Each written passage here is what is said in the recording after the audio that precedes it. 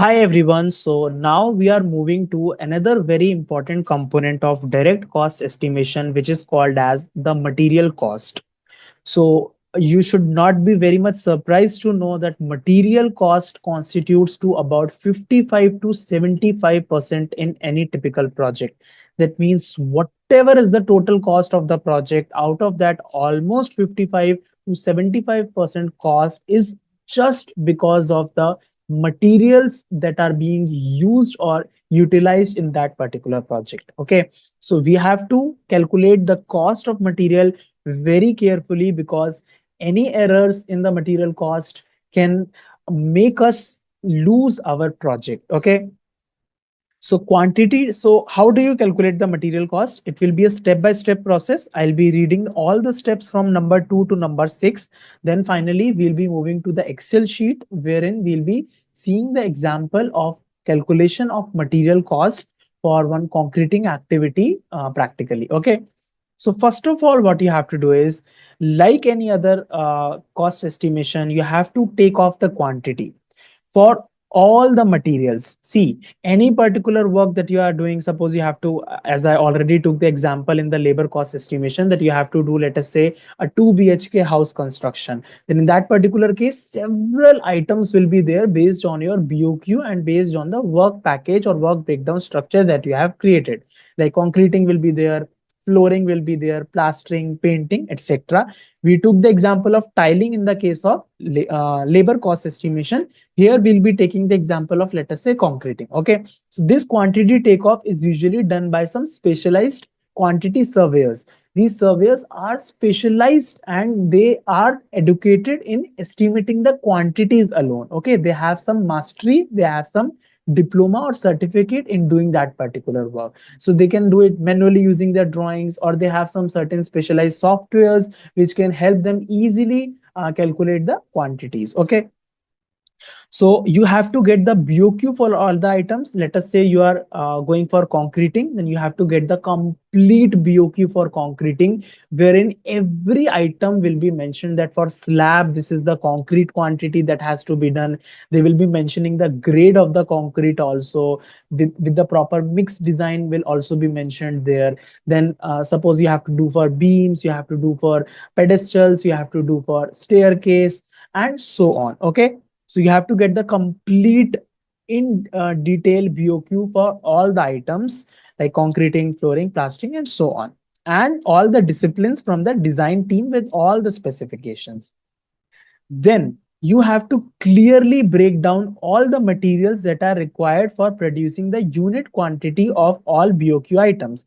For example, if you are doing PCC works, materials required shall include your cement, sand, aggregates, then fly ash will be optional, water, admixtures, curing compound, scaffolding, etc. Okay, so you have to break down everything. If you have to do brickwork, then what all items you will be requiring? You will be requiring bricks, you will be requiring some adhesives, sand, cement, water, and so on. So whatever activity you are planning to do, you have to break down it into lowest material so that you can consider the rates of all those materials into cost calculation.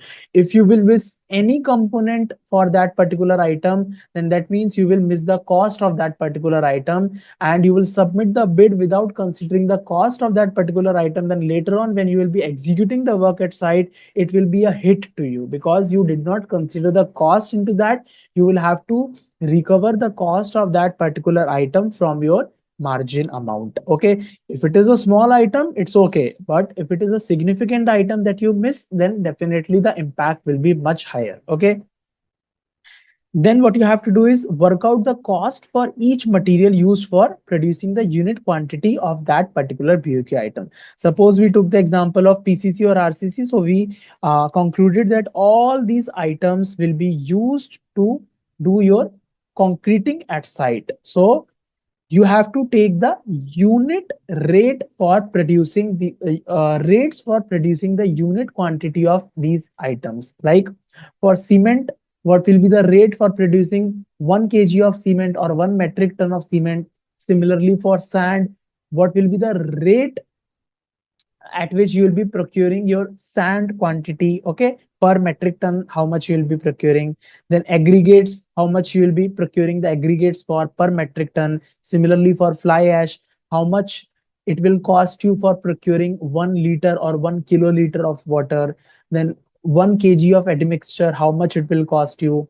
Curing compound per kg, how much it will cost you. Then scaffolding as lump sum, you have to calculate how much it will cost you for doing the certain built up area, okay.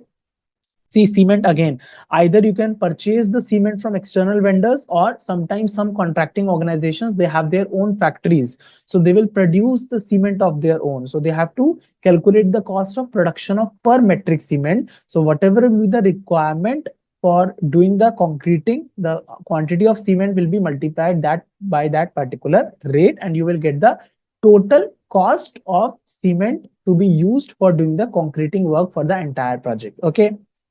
So work out the cost for each material used for producing unit quantity of the BOQ item. You have to consider the base price, taxes, transportation. See, for suppose let us say for sand, you are procuring the sand from some external agency. Some supplier is supplying you the sand. Then that cost should include everything. You will pay the sand for the sand, including everything to your supplier, including wastage you will order. Suppose you require, let us say, X metric ton, but you will be ordering some 1.1 times of X. You will be considering some 10% wastage. 10% is very high. You'll be considering some, let us say, 3% or 4% wastage for sand, okay. Then transportation cost, bulking in sand, usually bulking happens, okay. So whatever quantity you will be ordering, it will be bulked quantity, so you will have to order some extra quantity. Then breakage, suppose you are ordering tiles, so you have to order some extra tiles, you have to consider the wastage due to breakage also. Then some, if certain risks are involved in some certain item transportation, suppose if you are importing certain item from outside, if there is some risk associated with the import of that particular item, then you'll have to take some cost component of that also. Then overheads, escalation. Suppose if you see certain items like structural steel or reinforcement or cement, their prices may increase as you progress the work in your project. If your project is of, let us say, 5 years, 6 years, then whatever is the rate for producing cement right now will not be the rate exactly after 4 years or after 3 years down the line. So you will have to consider some inflation also into your prices, okay. Then basic rates to be obtained from suppliers. You have to obtain the basic rates from the suppliers. Then in that basic rate, you will add everything else.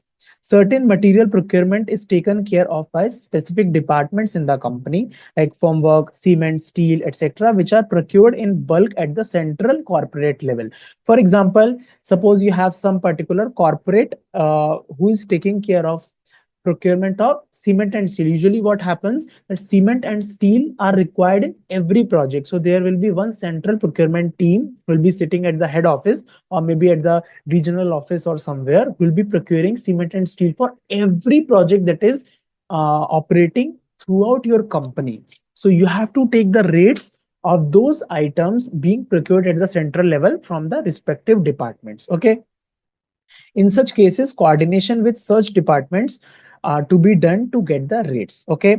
Then for materials for which we have our own plant or factory or quarry, we can take the in-house rates. For example, suppose if we have a cement factory, then we need not take the rates of cement from our suppliers. We can simply take the rates of the cement from our factory manufacturers. Similarly, suppose if you have a quarry for aggregates, we can take the rates of procuring the aggregates from our own quarry. We need not give the quotations to the suppliers and vendors for getting their quotations, okay. So this is how you calculate the cost of the material. So if I summarize everything that I have taught right now, first of all, you have to get the total quantity of work that you have to do. Suppose you have to do, let us say, 50,000 cubic meter of concreting for your project, so you have to get this particular quantity. Now for every cubic meter of concrete, how much will be sand, how much will be cement, how much will be aggregate, how much will be water admixture, you have to properly mention this. In short, you have to do the mixed design, wherein you have to get the quantity of every material that will be utilized to produce unit quantity of your concrete. Okay. After that, you have to finally take the rates of each item like cement, sand, aggregates, etc. You have to take the basic rates. If the material is being manufactured in your own company, you can take these rates from your internal company. But if you are not producing that particular item, then you have to float the inquiries to your subcontractors or suppliers or vendors. So they will be giving you the basic rates.